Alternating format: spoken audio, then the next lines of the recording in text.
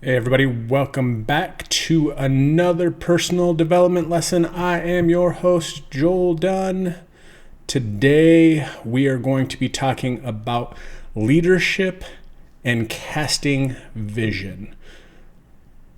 That is your job as the leader, to point the way, get that way cemented in people's minds, so that they know the direction that they're going in. So vision that moves people, as the title says, how leaders cast and align for maximum impact. Because ultimately that's what you want to do as the leader. You want to create maximum impact for your team.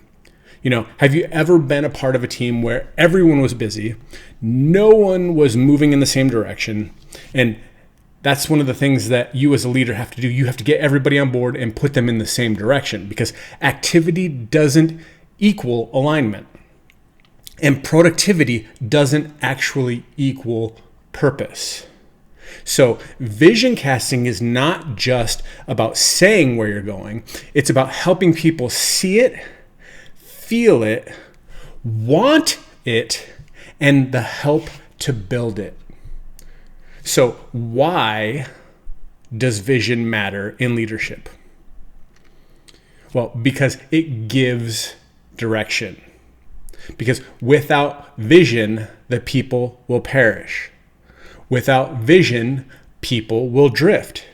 With it, they move with focus and energy towards the goal.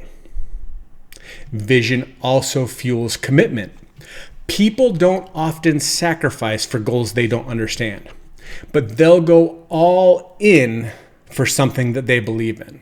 Again, Proverbs 29:18 says, "Where there is no vision, the people perish."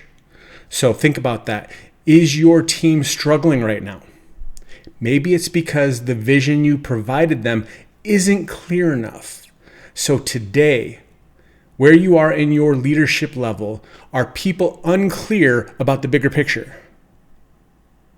If so, today we're going to change that, especially right now during month end, focusing towards finishing strong, giving them the vision on how to finish strong is your goal and job as the leader.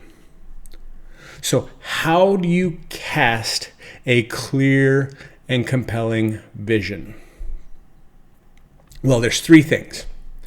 Clarity over complexity, because you need to keep it kindergarten simple. It needs to be repeatable, duplicatable. We talk about duplication all the time because duplication creates momentum, and it needs to be visual. Studies show that like 90% of people are visual learners first. So that means that you need to create something that is visual in their mind of where they're going. So ask, could a new team member repeat this vision after only hearing or experiencing it for 60 seconds? If not, it's not simple enough. Number two, you need to connect it to an emotion. How many times do we talk about the why, guys? It's unfortunate that you're bored with that because of the fact that talking about the why is the foundation. And although it seems boring and we seem to repeat it all the time, it is absolutely essential, because vision isn't data. It's desire. So to do it visually, paint the picture. Imagine if, we talk about the what if good comes out of this.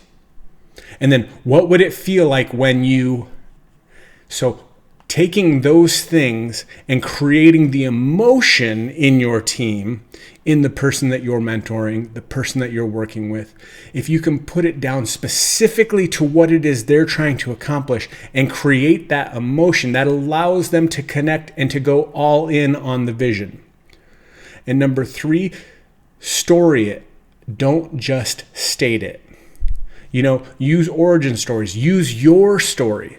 Use transformation stories from your team and future-focused examples.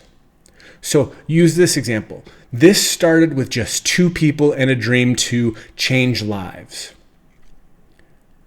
Think about your origin story. Because again, you are most equipped to help the person that you used to be. So when you share your story, your transformation, and how you've changed, that gives you the ability to transfer that vision to somebody else. And use this model. It's called VEST, VEST. It's visual, emotional, story-based, and tangible. Next, about vision, aligning people comes from vision. So you have to have a vision big enough, a goal big enough to accompany everybody else's vision and goals. So your goals, your dreams have to be big enough to be able to include everybody on your team in it.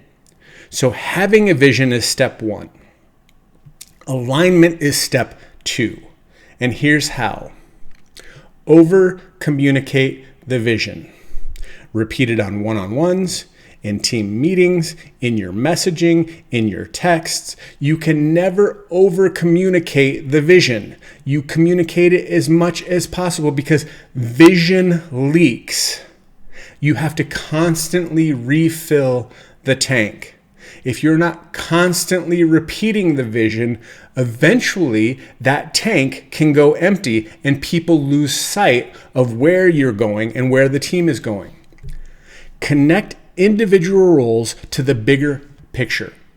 Help everyone on the team see how their daily actions build towards the goal for the team, for everyone, for them. Breaking it down so that they know how important they are to the overall vision. And then create ownership, not just buy-in. How do you do that? You ask questions. Ask something like, how do you see yourself helping fulfill this vision, getting to this goal? Invite feedback. Celebrate aligned behavior. When people start working in a general direction together aligned, make sure that you're pointing it out so it reaffirms that everyone knows they're doing the right thing. Because great alignment feels like this. I'm not just working for a goal, I'm working as part of something meaningful. Think about that. Our goal this year of changing 1 million lives. You are a part of that.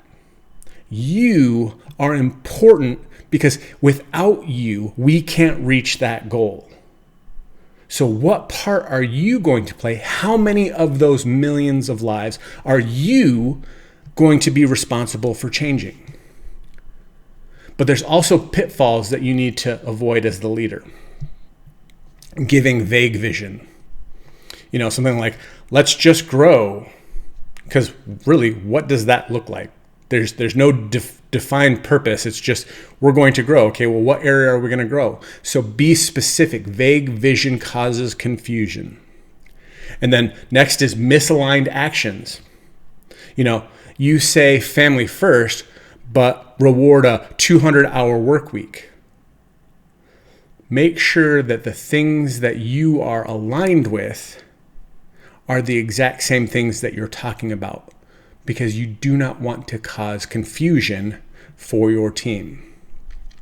Or one-time casting, because vision isn't a speech. Vision is a rhythm. It is something done daily. It's repeated over and over and over again. So avoid just doing it one time and then moving on to something different. So guys, make sure that when you are vision casting, it comes with clarity, it comes with emotion, you're using stories.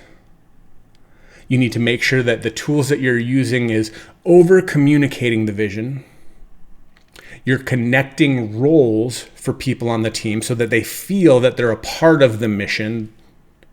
and you invite them into ownership so that they are the ones feeling as though they are the contributing factor.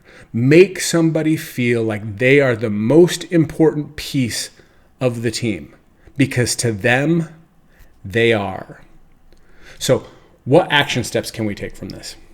Well, take some time and write out the vision for you and then the vision you want to see for your team.